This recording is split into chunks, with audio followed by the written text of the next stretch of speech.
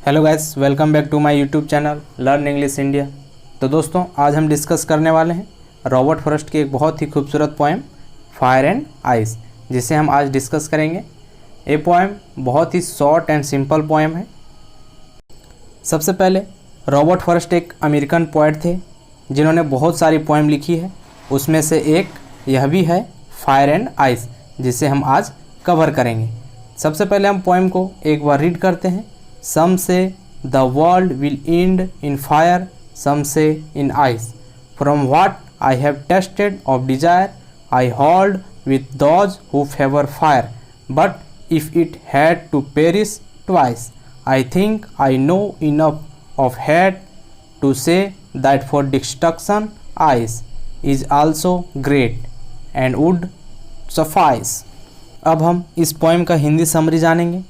कवि इस पोएम के ज़रिए बताता है कि किसी दिन मानवता के विनाश के बारे में कवि को बहुत यकीन है।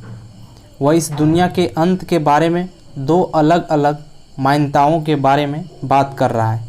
ये लोगों के कहने के आधार पर है। कवि कहता है कि उन लोगों के पक्ष में जो कहते हैं कि यह दुनिया आग में समाप्त हो जाएगी। ऐसा इसलिए है क्योंकि उन्होंने मनुष्य के जीवन पर अनियंत्रित और असमान इच्छाओं का प्रभाव और परिणाम देखा है। वह पाता है कि मनुष्य की बुरी इच्छाएं उसके स्वभाव में आग के समान है।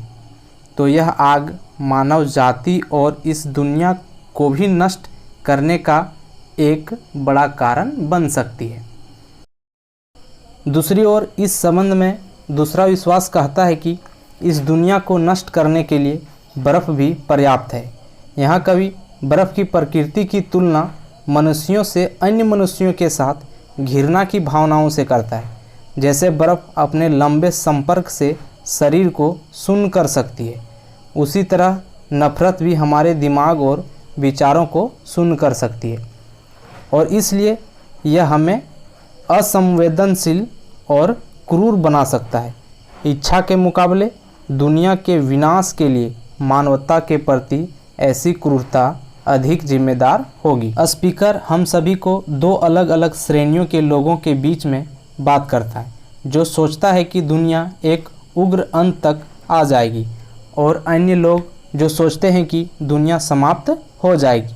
कवि संभवतः दुनिया के शाब्दिक अंत के बारे में बात कर रहा है, लेकिन वह उस शक्ति के बारे में भी बात कर रहा है जिसे मनुष्य को एक दूसरे को नष्ट करना है।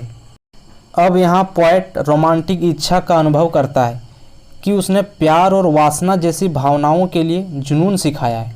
इनमें संभवतः पृथ्वी को एक बड़े आग के गोले में बदलने की शक्ति होगी, लेकिन उसने दूसरे चरम पक्ष का भी अनुभव किया है।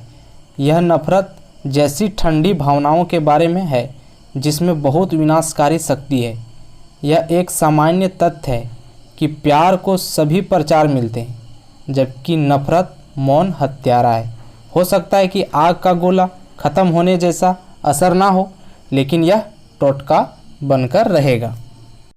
दोस्तों, अगर वीडियो अच्छा लगे तो वीडियो को लाइक करें, शेयर करें, कमेंट करें और चैनल में नए हैं तो हमारे चैनल को सब्सक्राइब करें, बेल आइकन को दबाएं ताकि हमारे नए वीडियो का नोटिफिकेशन सबसे पहले आप तक पहुँचे।